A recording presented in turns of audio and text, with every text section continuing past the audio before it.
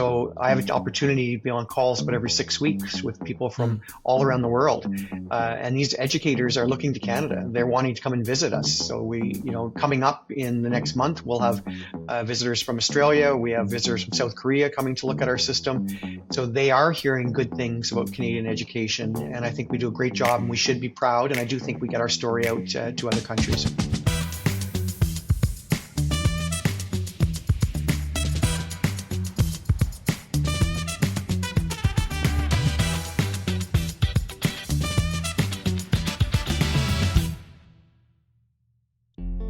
Welcome to the Education Matters podcast. I'm your host, Jason Bucheri, and today's guest is a leader whose career in education exemplifies what it means to combine vision with action. Tom D'Amico, Director of Education for the Ottawa Catholic School Board, oversees one of Canada's most innovative and well-respected districts, serving 50,000 students across 89 schools. Tom grew up in Ottawa, the youngest of 4 children in a family of educators. His mother was a grade 1 teacher, and his father, after a teaching career, worked for the Ministry of Education. Yet Tom's path to education, like other leaders in this series, wasn't linear. A lifelong passion for soccer initially led him to pursue a career in professional sports. When an injury shifted his trajectory, Tom discovered new passions, coaching, and eventually teaching. In our conversation, Tom shares how these formative experiences shaped his leadership philosophy, emphasizing collaboration, creativity, and the importance of relationships. He reflects on his district's approach to innovation, from leveraging AI to enhancing teaching and learning, to promoting outdoor education and Indigenous ways of knowing. Tom also discusses the complexity of leading in today's education landscape, balancing academic priorities with the moral imperative of student well-being. We also explore topics like the double-edged sword of AI, the role of equity in digital adoption, and why Canadian education remains a quiet global success story. As always, Tom brings thoughtfulness to each topic, from his commitment to fostering a culture of continuous improvement to his belief that relationships, not technology, are at the heart of great teaching. And now, without further ado, I hope you enjoy my discussion with one of Canada's most forward-thinking education leaders, Tom D'Amico. Hi, Tom. Welcome to the podcast. Where does this podcast find you today? Great to see you, Jason. I'm joining you from Ottawa, Ontario, Canada. Excellent, Tom. So at this point, I would have given you a proper intro, but do you maybe want to update the audience on anything that I may have missed? What are you currently up to? Well, I'm privileged to be the Director of Education here in Ottawa. For some of your listeners that may be from other areas, the Director of Education is the equivalent of the CEO or the Superintendent in some other districts. We're a publicly funded Catholic school district here in Ottawa, and we are privileged to serve 50,000 students across 89 schools. Excellent, Tom. Excellent. So one of the real objectives of the podcast is to not only kind of share this, what I view as a really privileged position I've had of the education system really across North America, but also to give the audience a sense of who the people are that are running it. Because I think oftentimes, and maybe this is, something that the Simpsons have done, we have this really narrow view of what a superintendent does and who they are and their background. So can we kind of just kick off? Tell me a little bit about where and when you grew up. So I grew up in Ottawa. I was the youngest of 4 children. Both my parents were teachers. My mom was actually my grade 1 teacher at St. Augustine School here in Ottawa. My father was a business department head, and then he worked for the Ministry of Education, and then became part of the executive team at the Ottawa Carleton Catholic School Board. So that's where I grew up, and youngest of 4 and family of educators. Very cool. I didn't realize we had that in common. We can share some more stories of being children of 2 educators. But okay, so both parents were educators. So was it kind of like it was in my household, where it was just understood that education is the thing that family does? Like, my parents never once told me like, hey, you need to go to university. It was just talked about as a natural progression, and it's and something that's very exciting to do, something that's useful for the formation of a responsible adult. Was it similar in your household? Probably not. No, both of my parents their parents, so my grandparents, none of them had higher than grade 3 education. Hmm. So they came to Canada and didn't have education, were blue collar workers. And I think for them, they instilled that need to get a Canadian education in my parents. Hmm. But there was definitely no pressure on any of us growing up to go into that area. The last thing I wanted to do was to become a teacher because I saw how hard my parents worked every day, Yeah. and none of my siblings went into teaching. But all of us certainly pursued post-secondary education, and we saw the need for continuing studies just to be able to pursue our own passions. So how did you fall into teaching then? My passion growing up was soccer, and I wanted to be a professional soccer player. That was my goal as a teenager. That's all I wanted to do. So I went to McMaster and did a master's degree. Sorry, I went to McMaster to play soccer. I did a phys ed degree. And in my Mhm. last year playing soccer at Mac, I wrecked my knee, completely blew it out, and had no more chance of trying out for any pro team. So I went and did a master's of sport admin. It was a cross MBA and sports program at Ottawa U, and ended up getting hired as the general manager of a pro soccer team in Ottawa. So that was my first career. And as the league was fledgling, I needed a backup. And my real interest was at the time sports. So I went and did a teacher's degree and thought I would be a phys ed teacher. So was it sports that was the first thing that you really remember, like loving to learn and loving to practice over and over again? Yeah, it was a combination of playing sports, but it was also the coaching side. I coached at a young age, Mm. then that turned into a passion for leadership. So there were a lot of parallels between coaching and leading and working in an organization. So that would definitely be one of my early passions. Can you tell me a little bit about what it was like growing up in Ottawa at the time that you did? Like, what are some of your earliest memories, maybe in sport with the neighborhood or things like that? Yeah, certainly it was about being outside. So it was not about being inside on devices or technology that although we did have computers in the late 80s, early 90s in our family.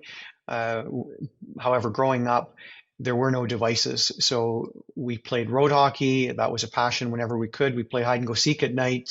We were climbing trees. We were riding our bikes around. So that's my memories of being outdoors, being very active, starting to get involved in some organized activities, whether it was at the time, I think Scouts and Cubs and Mm. hockey and soccer, baseball. But that would be my growing up for me and my siblings. Yeah, and I think a lot of the folks that I've interviewed have had a very similar description. But just for our American friends, when we say road hockey, I don't know if they know the kind of road hockey that used to happen, and I do regret that it doesn't happen more often now. Um, that we used to shut down the streets with hockey nets, and I mean, I remember we had, like, up to 15, 20 kids sometimes. Shut down the street with hockey nets, and you would play until you see a car, and then yell "car," move the nets, let the cars pass, and just continue on. I imagine it was similar in Ottawa and all across the country as well. Yeah, exact same experience. So we would get the nets out and we would play hours and hours until it was too dark to play. And if a car came down the street, you would just move the net and let them go by, and people didn't complain. That was just part of growing up and having kids being outside. But today it's a little bit different. That things have changed quite a bit. That people would not tolerate the road being blocked by hockey nets, and we've heard of complaints when kids are playing basketball outdoors and the nets are too close to the road. So it is a different time for sure. Yeah, that's a culture change that I don't think is a good one overall, because it just provides more barriers for kids playing outdoor and doing the kind of physical activity that we know is really, really great for them. Is there anything about your education, your own education, that you would change looking back? One thing I would look at changing, or maybe not changing, but I reflect on, is when I was a student in grade 12 or grade 13 at the time. Um, I was really interested in business, and Hmm. I took calculus, and I needed calculus to get into post-secondary, into business programs. And although I ended up with a good mark, I was a good student. I worked so hard in calculus. I had a tutor every night, and that developed a fear for me that what if I don't succeed and I fail out of college, university because I can't do calculus? So it closed that pathway. I didn't apply to my interest was Queens or Western at the time for their business programs. Hmm. And instead, I followed my passion for soccer and I went into phys ed at McMaster, where I didn't have to worry about calculus to go into the phys ed program. Hmm. I mean, later on, I ended up doing a master's and took a stats program and, did fine. But that's one thing I would change is looking at what pathways are we closing for students Hmm. because of some of our prerequisites in post-secondary and our focus on individual subjects. Excellent. Yeah, I couldn't agree more with that. So Tom, if we now kind of turn the page and I ask you to look at, your years of experience in the system, what are some of the most inspiring things you've seen? Yeah, this is my 35th year in education. So things have certainly changed from when I started in 1990 to where we'll be in 2025. I've really been inspired by the talented leaders in education. So there's all kinds of visionaries and people looking at how to support the systems, whether that's your principals, your vice principals, your central staff. I've always believed you don't need a title to be a leader. So we have amazing educators in all different roles throughout the system. I really get inspired when I see the work of, some of our early childhood educators, our educational assistants. They work so hard every day, and they're trying to meet the needs of a diverse group of students that they work with. And I'm really inspired by what they do.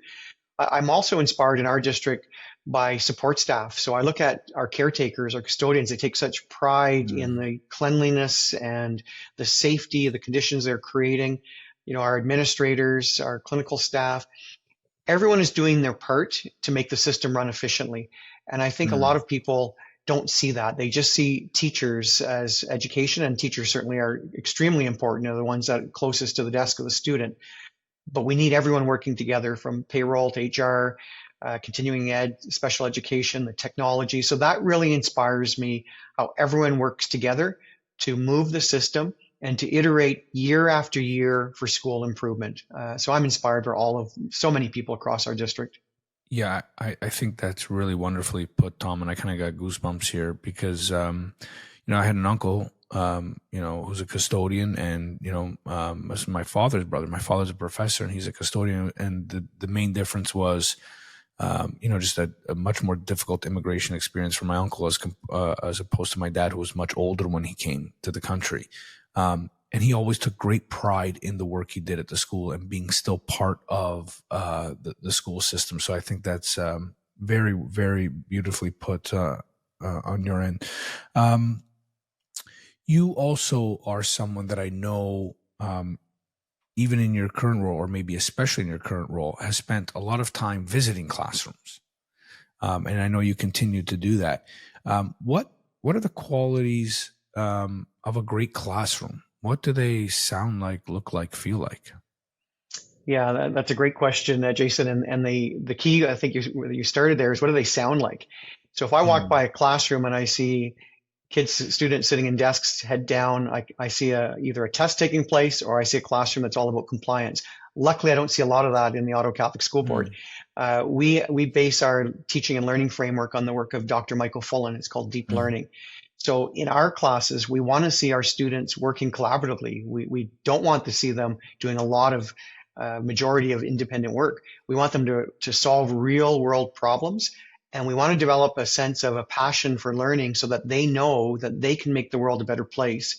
Whether it's kindergarten to grade 12, it's not about waiting till you graduate. It's about what can you do this year in your grade, to whether it's helping a classmate, your school, your local community, global community. So all of that needs us to focus on global competencies like critical thinking and problem solving. So I'll see that in the class. I'll see students, that proximal stretching, they're learning. So they don't have the answers, but they're trying to figure them out. And they're trying to make a difference in the lives of others. So that's definitely different from a quiet classroom where everyone is filling out a worksheet and fact-based rote memory. There is a time for direct instruction and memory, but certainly it's not the majority of the time when students are learning in the Ottawa Catholic School Board. So the kind of classrooms that you described are quite different, and the pedagogy is quite different than when you or I went to school. What are some things that you would hope or wish that parents would better understand about the system today and about supporting the classroom from the home? Yeah, it's important that our parents understand that every educator is doing their best. And we want to work with parents, and we do have a great parents association, our parent involvement committee and Catholic School Parents Association. But individually, parents want what's best for their child, and that's what we want as well. Mm-hmm. But the challenge is when you get 25 to 30 or more students in a classroom, you can't give that one-to-one personalized attention the entire time. It's just not possible. Mm-hmm. So we have to have some rules. And sometimes when you're in a school, if I look at our high schools and teenagers, 2,300 students, you have to have rules and you have to have some structure. And not everyone will agree with those structures, but it allows us to operate the school. At the same time, we know we're trying to meet the diverse needs of every student. So we want parents to know that we want their input to learn how to best serve their child. And we're going to do our best effort to do that. But it may not look identical to what the parent would do if they were working one-on-one with their child. So that's just a compromise in publicly funded education. Excellent. And I mean, I would add the point too that like one of the things that parents might not be aware of, and this leads me to my next question, is how well we do across the country, particularly in Ontario, of providing a certain base level of education that is very high, actually, right? An equitable kind of playing field where we really give our students, a leg up, so to speak. In your view, what is unique or special about Canadian education as a whole? Well, we're different than many countries because we don't have a national education system. So every province is unique in setting their own goals and objectives and running education. In many countries, it's the city as well that has a direct involvement. So that sets us a little bit different from other countries. We're very much bilingual. So in Ottawa Catholic, every one of our schools offers French immersion as an option. So that makes us unique as a Canadian system as well. I would think that the fact that we are internationally recognized in Ontario, we need to look at why. And some people think it's because high results on PISA, so the standardized tests. And I'm not a fan of standardized tests. To me, we're reporting a small level or measuring a small level of what's important in education. But people may come because of standardized tests and say, what are you doing to have system scale? And what I'm hoping they will see when they're in our Ontario schools is we have a moral imperative, a dual moral imperative, both student achievement and student well-being. So when you look at what we're doing, our students are engaged, but hopefully they're also happy. They're happy, they're building friendships, they're building social networks. It's not just about, again, rote memorization so you can do really well on a fact-based test. It's about what can you do to help others. So I'm hoping they'll see that when they come and visit Ontario schools. And we do get lots of international visitors coming to Ottawa. We're happy to show them our schools, and we show them an authentic version because we know there's always room to improve.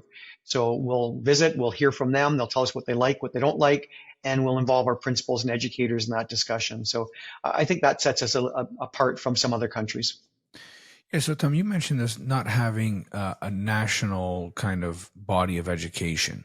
However, it's very interesting that like the curricula across the country are awfully similar. Now, there's experimentation happening in like BC that now I think is already spilling over to Alberta, and I believe, like a competency-based curriculum will be more fulsomely adopted here at some point. I know there's a lot of aspects of the Ontario curriculum that are certainly competency-based, but although we don't have that overarching system, it is awfully similar. And I think a lot of the things you described about Ontario could be applied to BC, Alberta, or even Nova Scotia, for example. But with that, why don't we have a better story about Canadian education? It's very successful. We do really well, like you said, internationally. We do well on those standardized tests. And I might add, we don't do a lot of standardized tests as a whole. So it's doubly impressive for me. Any inklings as to why we don't have a really strong internal story about how great Canadian education is? Well, I might push back a little bit on that, Jason, because I think we do. Mhm. I think internationally we're well recognized. We're part of a deep learning network with, as I mentioned, with Dr. Fullen, and part of that we work with 20 different countries. So I have an opportunity to be on calls, but every 6 weeks with people from Mm. all around the world. And these educators are looking to Canada. They're wanting to come and visit us. So coming up in the next month, we'll have visitors from Australia. We have visitors from South Korea coming to look at our system. So they are hearing good things about Canadian education. And I can only speak to Ontario because that's where I'm Mhm. located. But Mhm. I'm part of C21, which is a Canadian network of directors and superintendents. So I have an opportunity again every 4 to 6 weeks to talk with directors right across Canada, and we learn from all of the provinces. So we're all proud of what we do, and we can pick up different ideas from different directors and different educators right across the country. I think where it may be the view that, well, Canada's not number one or number two in some of these standardized tests that PISA runs, but Mm. I'm okay with that personally. Mhm. When I look at the countries that tend to score the highest, if you correlate that with, there is a happiness index as well that's put out globally, they tend to be much lower on the happiness index. Now, it Mm. doesn't mean Canada has it all solved. When you look at some of the challenges with our youth and mental health, we have a ton of work to do on that side as well. But I think we have a good balance of preparing our students for whether it's post-secondary, world of work, apprenticeship. We've got multiple pathways, and I think we do a great job, and we should be proud. And I do think we get our story out to other countries. I appreciate that answer, Tom, and I just chuckled there because I thought for a second you were equating drill and kill standardized testing with happiness index, which might No, actually have a point. might have yeah, a point there. Um, so I appreciate that, and it to me it's interesting. And I think it's very typically Canadian that internally we're more critical of ourselves than externally. So when I say we don't have a great Canadian story, I believe it's internally. Like C21, I know is one of those few organizations where you network across the country, and we're part of another couple organizations that do that kind of stuff as well. But I think to the average Canadian, I don't think they properly understand what a robust education system we have. And so people externally see the Canadians say, hey, this is some really interesting work, and they recognize it. But us, it just might be a Canadian disposition is what I was trying to articulate there. sure, I agree. But if we move on to, I think another area that Canada and Ontario in particular are out front and being leaders, it's in AI. Toronto, where I'm located here, is certainly one of the AI hubs of the world. And I see a lot of great work happening across Canada that I believe is leading, let's call it the investigations into AI in education. And I think you are absolutely at the forefront of that. Why are you so committed to investigating AI with your district? Well, I think it goes back to our board strategic commitments. So we have three main commitments. One is be well, second is be community, and third is be innovative. So if you're going to be an innovative board, you've got to always look at what possibilities are there for improvement. And back in November 2022, when ChatGPT first came out, it was gaining all kinds of interest and attention. And we said, we need to look at this because we don't know anything about it. This is new to us. We don't have expertise in our board.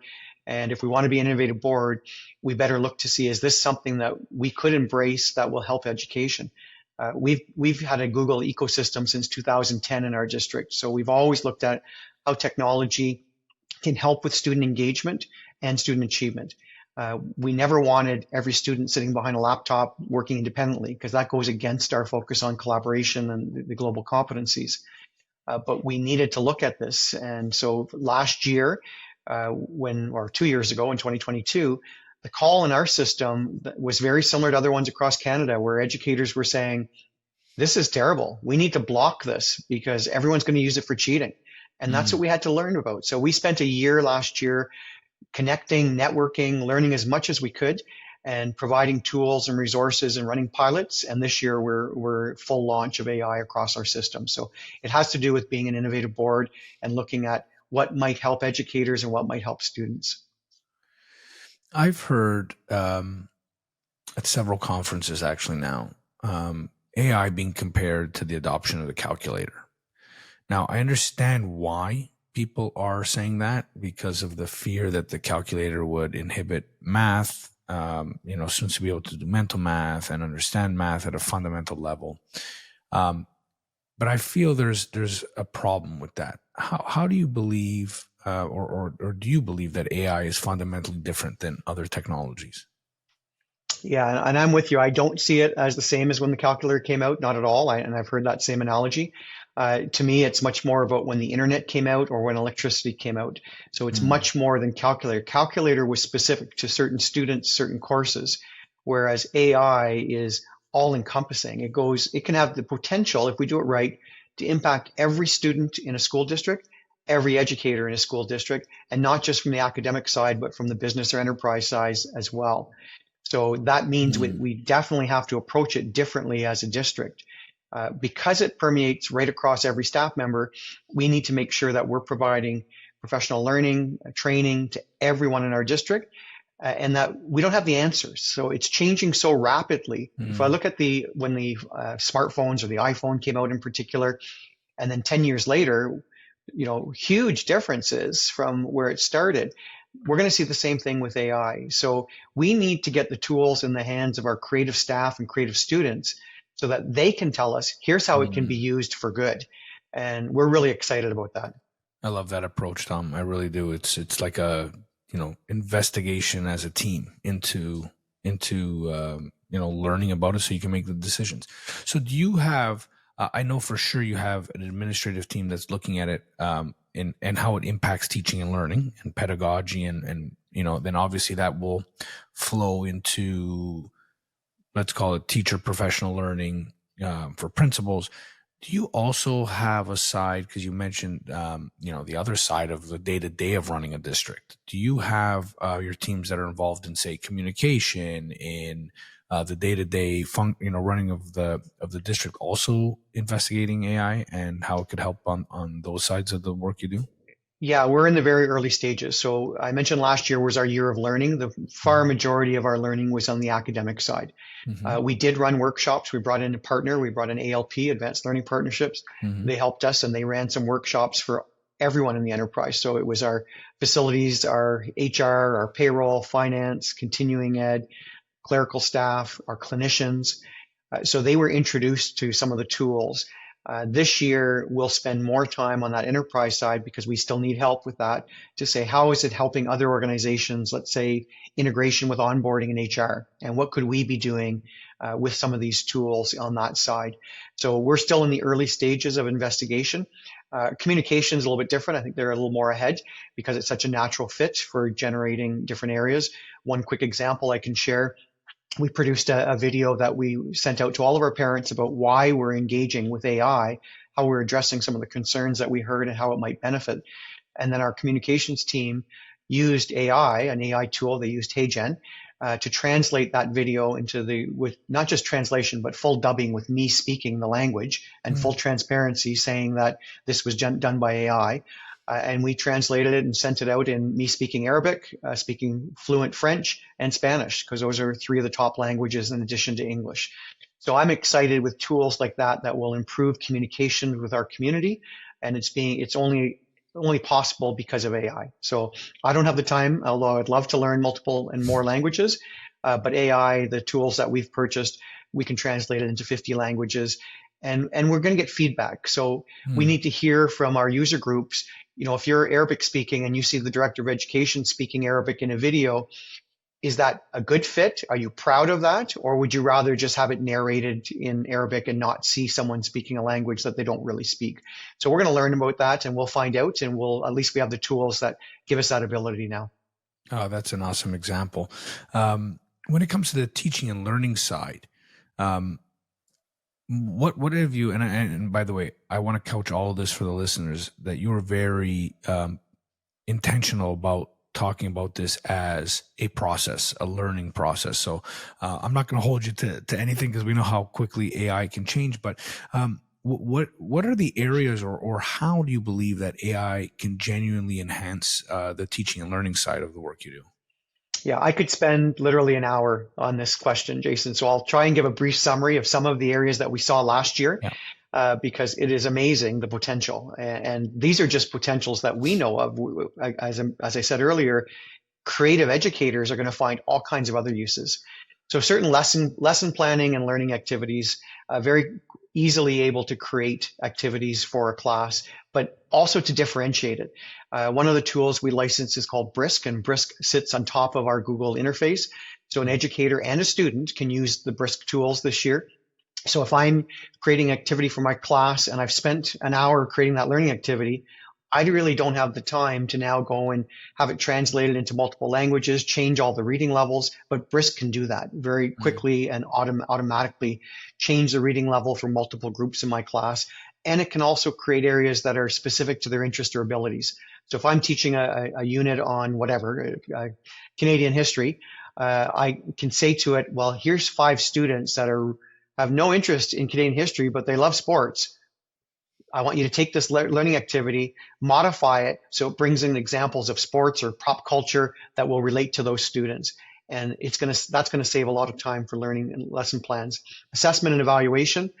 We license a tool called Quizzes, and that allows gamification of the assessment process. So it can be formative assessment where the student's going to get immediate feedback right away on the work that they're doing. The students can use it as well. And students told us last year when we had feedback from them, how are you using it? Many were using it for studying. Well, with quizzes, they can create their own quizzes before their actual test in class, whether it's short answer, multiple choice, different languages. So that's another area that we'll be using it, assessment evaluation. Our system leaders, our principals can use it for data analysis. So often it takes a lot of time to wait for someone at the board office to do some analysis of data that they're receiving. We showed our principals last year how they could just take a snapshot of a graph coming out of EQAO, that's the Ontario Standardized Testing Process, and have an analysis done through ChatGPT or Gemini or Copilot. Studying and tutoring support are huge. So our students that may not understand the first time the concept that was taught by the educator, and the educator may not have time to get to them during class time. Well, if they're using the tools we have purchased, then they can go back and ask for the same activity, whether they're uploading the teacher's lesson or they're just asking for another way of explaining the concept. Creativity is huge. I have zero artistic talents. Unfortunately, God didn't gift me from that side. But now, because of AI, I generate my own images for everything. So I'm using AI to generate images. I can use tools like Sunos to create music, create poems. So we want to help our students enhance areas that may not be their natural skill set. And there's a whole other area of, reading support, text differentiation, our students with special needs that need additional support. I think about our students who have some challenges with social interaction or executive functioning. Well, they can now use an AI tool to say, here's the situation I'm going into. Give me some tips or hints of how I can best meet with success. They can use that for socialization support. Non-judgmental, but giving them predictable support. I mentioned the communication side in different languages, accessibility side for students with whether it's using text-to-speech or voice typing. Those have already existed. Now they're being enhanced. So it really is amazing the potential that's out there to help with learning and with teaching. But it's all about balance. So having said all of that, and I am excited about what our staff will do, you're not going to walk into our classes and see students sitting behind a device every day. The area of greatest investment we had this year for our school board is in outdoor learning. So Excellent. Way more money has gone into outdoor learning and looking at Indigenous ways of teaching and learning than has gone into AI. But it's going to help in addition with that balanced approach to ways of learning and increasing pedagogical approaches. Well, I actually think that's a wonderful balance that you're investigating what I would suggest is, probably one of the most important technologies, as you, I think, rightfully pointed to the internet and electricity. I think it'll eventually get there in terms of importance, but then also obviously the need to get students and human beings outside. And I know our Indigenous people in Canada have wonderful ways of teaching how to use the outdoors as a learning place. And I think that's a great approach. As you described all of this, including the outdoor learning emphasis, It seems to me that with AI and all the talk about cell phone bans and cell phones and how impactful those are, our curriculum and our assessment methods are immediately antiquated. How do you see that changing in, say, 5 years? Because I know it takes time to change it. What changes would you like to see? Yeah, I agree that they need to continue to evolve. I don't think they're going to be antiquated because education as a system is a slow moving beast. So we're going to have tons of past practices that are going to continue. And that's why you still have to address the cheating and plagiarism concerns that educators have, but then show them how we can address it and move forward with how it can help. So we've suggested to all of our educators this year if they're putting out a course syllabus, that they include, when they're talking about assessment, that all assessments and learning activities are subject to verbal review. And I'm excited about that piece. And here's the reason why. Not because someone thinks the student used AI to cheat, but because they're now going to meet with the student one-on-one, and that student's going to have a chance to use verbal expression to say, here's what I know about this subject or activity, here's what I learned, and here's what I was trying to say in my essay or my written report. We are a text-based heavy industry. So our number one way of assessing students has always been text. So whether you're typing or you're writing, many students, their best way of explaining is verbally and orally in today's generation, and videos. This is going to give them an opportunity to sit with the educator to explain. So a student that may have a mark, whether a mark was 60 or 80, it's not about the mark. It's now finding out from them to really triangulate that data. It's not just the one product that they created, but explaining how they got there and their reasoning. So that excites me about the possible changes in assessment moving forward. Yeah, I mean, one of the, and I think it was Dr. Jordan's here at UFT suggested that one of the great ways we can use AI is to help scale, for example, oral presentations. That it could listen, it could scaffold, it could help teachers do that on mass. Do you see like oral examinations coming back? Because I know they used to be a huge part of how you would be assessed. I think they're going to continue to evolve, so we will see more of that. But I'm really hoping, whether it's you're getting into some of the summative evaluation where we come up with a final mark for students, I'm hoping we see more focus on the process and not just that summative final task. Yeah. And that's a bigger change. And that's getting more into education reform and focusing on competencies as opposed to just putting out a final product. But the example you gave, what's exciting to me is finding the AI tools that will allow the student to practice. So I can record myself and now I can get feedback from AI to say, here's areas that you didn't pause enough, or areas that you moved in the wrong direction, or you forgot about this other argument side. That's where AI is going to help the students in the end have a much better final product, because they're getting that feedback during their practice sessions, not just at the end when it's over. Our report card data is our tombstone data. It's too late. It's over. I want the students to learn and get that passion for learning and improving, and AI tools that do assessment can help our students in that way. I love that. And I am going to take that tombstone data. It is a very good way of looking at it. Is kind of too late to do anything with.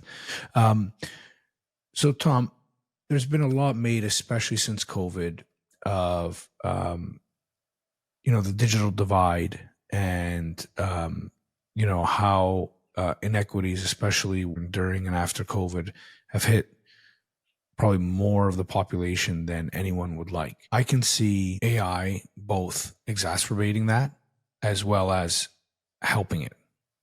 What's your view on that? Yeah, when we started learning about AI and we looked at AI, our number one reason, or our why do we need to do this, was about equity. So that was our driving force to spend that year learning. It was, if we don't do something, we're going to increase the digital divide. We learned from the pandemic that there were families that did not have devices, did not have internet connectivity. So now seeing the potential of AI and what the tools can do, I don't want to see a system where only the well-to-do kids in our school or families who have the resources, if we were to ban everything, students would still use it. They would go home, they would get paid subscriptions to things where other students would not have access at all. So one of the reasons we've gone and to address that digital divide is we have invested, we have prioritized funds to make sure that every student has access to AI tools at school, which they can use for free. This teacher still or educator will still tell them when they can use it, but those tools are there. And when they go home, if they have access to a device, they can still access those tools. So that equity is so important that we're not increasing the digital divide. AI definitely has the potential to make things worse or make things better. And we want to be on the side of making things better when it comes to equity. Like, let's say now you're using AI to level the playing field, right? So now a kid that wouldn't have access to a tutor can now have access to a tutor, and like you're suggesting, get feedback on presentations, and, you know, heck, even help keep them organized and scheduled, and all those kind of wonderful things that we know students that don't have parents around that are working often usually get. So, you know, it could provide a big benefit. But what kind of skills do you hope that those kind of students really develop in this kind of new AI-driven world? Yeah, there's studies that are showing that about 95% of all organizations will be using AI by the end of 2025. So that's now, it's right around the corner. So our students need to be comfortable using AI tools. So that's the first skill, is how do you use some of these tools? Age appropriate. We don't want our kids in grade 1 using ChatGPT. They're not 13. So we have to look at that age appropriateness, but we want to teach them the skills. With the skills, our number one focus in terms of global competencies is critical thinking. So they need to know and understand what hallucinations are, what deep fakes are, and recognize that they can't trust what they're seeing or hearing on YouTube, on social media. They need to think critically, find multiple sources, because now with the AI tools, anyone can replicate someone else speaking, someone saying something that they never did. We're seeing this right now in the US election. So our students have to learn AI literacy. And starting this year, we've already started in September, every one of our students will be getting through our Samaritans on the Digital Road program, AI literacy lessons that are age appropriate in every grade, every class. So that's an important skill that I think every educator needs to teach students. Our students will be at a disadvantage if they don't learn some of the skills and tools. So I'll give an example of a student in grade 12 that's applying, or grade 11 that's applying for a summer job. So traditional method, you type up your cover letter, you send it in, you say that I worked at this fast food place and this is my experience, or I ran a summer camp, and you hope you get an interview. The students that know how to use AI tools, they're going to run their cover letter through an AI tool with the job description. It's going to come back to them to say, here's the ways that you can improve your cover letter. Then they're going to use that, make the changes. They're going to do a mock interview with AI. They have a much better chance of getting hired for the summer than that student that doesn't have those skills. So it's not just about what we're doing in our academics. It's about life for every one of our students. That's excellent, Tom. Thank you. So the flip side to AI and to using AI, and I've seen this in my everyday practice, is that now, although it approximates human intelligence, it's not obviously replacing a human. And this is one of the early things I heard, that teachers would be anxious that, AIs and Silicon Valley would want to replace teachers to save costs and stuff, which to me, on face value, is ridiculous. But what are the most human elements to teaching that will never be replaced by AI? And a follow-up to that is, how do we enhance those things? How do we be more aware of them as a society, as a district, as a group of leaders in education? Yeah, the relationships are the number one thing in a classroom. When you're going to look at helping a student to improve and a student to learn, there has to be a positive relationship for almost all students. And you're not going to have that same level of relationship. There will be some with AI, but you don't have the empathy, you don't have the understanding, you don't have the skill sets that an educator has to look at what's happening in that student's life that's impacting their way of learning today. There is a UK private school that has just started this year that is not using any educators. It's completely AI based, and I think that's awful. I think that's not what our students need. I don't want to see students sitting behind a computer screen 6 to 7 hours a day learning from a computer bot. They need that relationship piece with an educator. For the far majority, there'll be some exceptions. But we looked at our number one principle was to our AI guiding principles was to prioritize the humane and ethical use of technology. And we've always been about using technology for good and the humane use, because we know it can be used for bad things, and it is being used for bad things. So we want to teach our students that ethical side. We created a toolkit of multiple resources for our teachers, all of our staff. And one of the toolkits looks at how do you assess the output? And when you're looking at the output, that's the human piece coming in. You don't just take what AI has generated and assume it's good and it's not biased. You take that output and you analyze it before you use it. You look to see, are there inherent biases? Or is it continuing to add to other stereotypes? Are the going to be body images issues because of the graphics it has created? So that's that human part. We want to add the human in that humane use of technology. And that's what a gifted educator will bring to the table, bring to the classroom. They're not just using technology to not involve the educator. They're enhancing what the educator already brings to the classroom.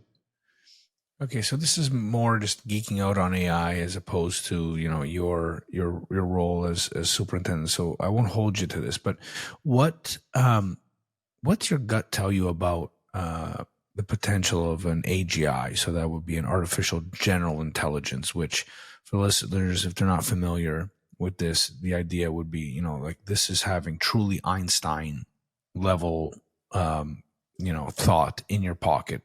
And some folks forecast with an artificial general intelligence, the machines would be capable of a Nobel Prize winning discovery a day or an hour or something like that. Any thoughts in your reading and just musings about, the potential of that? Because to me, that's where you get into both, some utopian possibilities, but also some real scary possibilities as well. Yeah, it's got to be about balance. So we are expecting the next version of ChatGPT. I think it will probably be called Strawberry. That's the rumors. 100 times more powerful, and it should be out this year. So what will that mean? What will it look like? It's not going to be AGI yet, but it's, we're looking at those systems being extremely powerful. But the analogy I would use is when I look at a student in grade 12, and because I was a high school principal and high school teacher, that's when I'm most comfortable sharing personal experiences. I can have a student that had a 99% in physics or 100% in physics, but not once ever helped another student, was engaged in the school, was involved in the community, but they were brilliant at physics. And there's a role for that student. They're going to go on and they will go to a university and they will hopefully do some discoveries. But then I can take the student who had a mark in the 80s to 90s in physics and helped other students that were involved, that were impacting their community.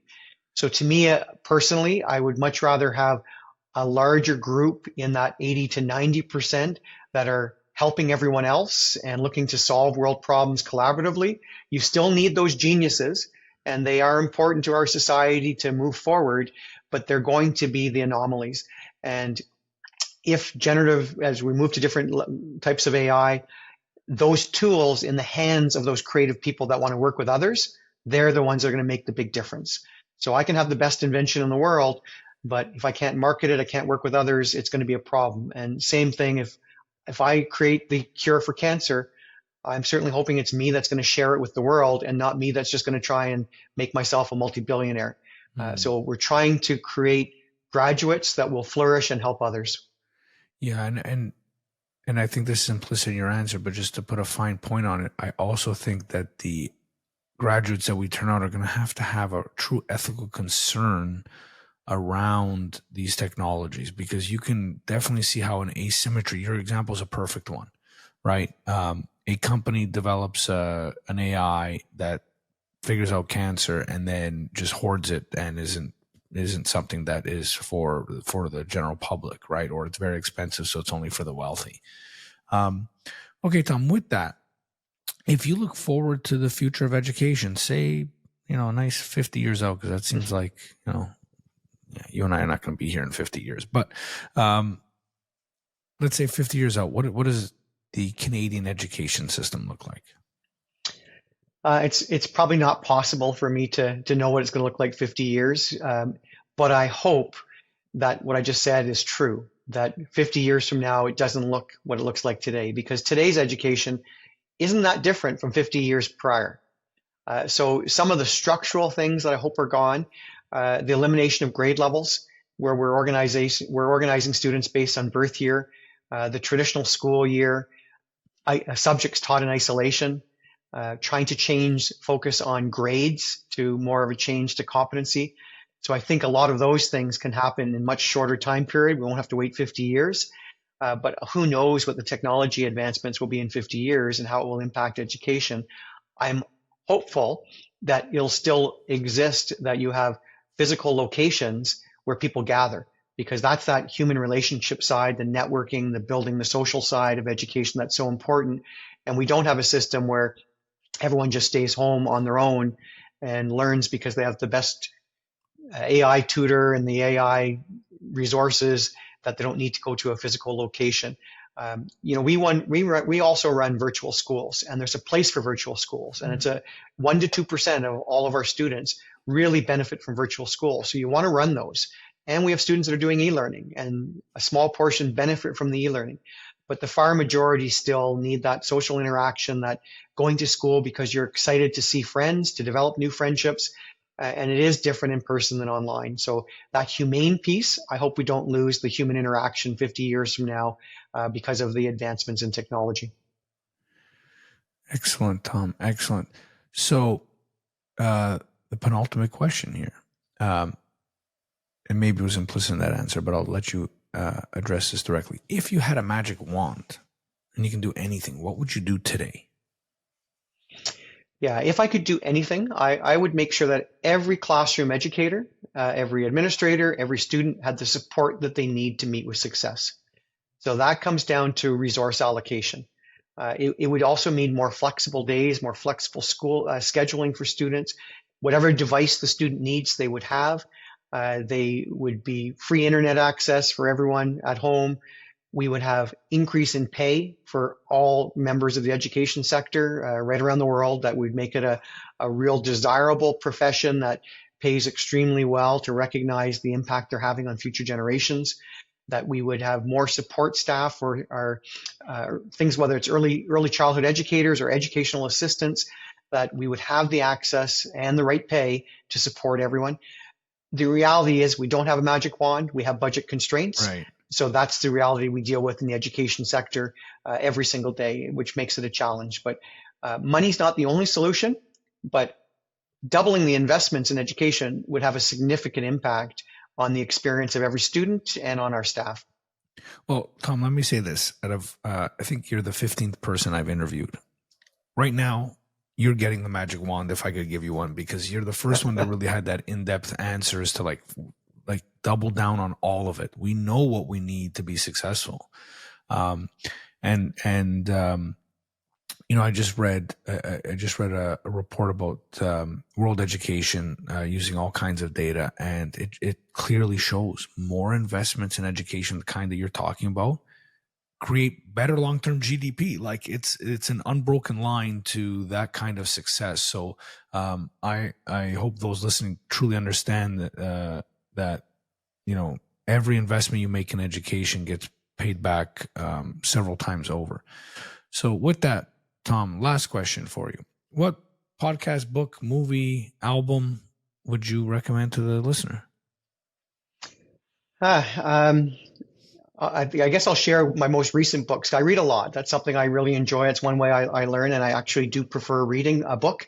I do have Audible as well, and I listen to some podcasts, but reading a book to me is part of my relaxation and my stress relief.